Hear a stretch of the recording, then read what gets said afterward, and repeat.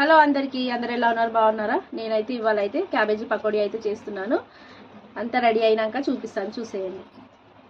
Hello అందరికీ, చూసేయండి. Cabbage pakodi చేస్తానని చెప్పాను కదా, చూడండి చేశాను. ఎంత క్రిస్పీగా ఎంత టేస్టీగా అయితే వచ్చింది చూడండి. మీరైతే టేస్ట్ ఎలా ఉందో చూసేద్దాం.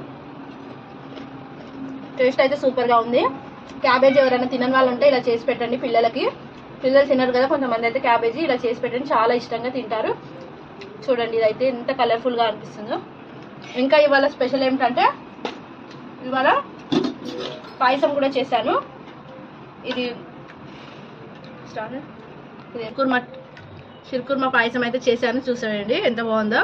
మా వారికి అయితే ఇవాళ వెనస్డే కాబట్టి వేరే నాన్ వెజ్ ఏం తినదు కాబట్టి వెజ్లో అన్ని వెరైటీస్ అయితే చేసి పెట్టాలి. అది స్వీట్ అయితే చేశాను. అలాగే ఇంకా పాలకూర పప్పు కూడా చేసిన.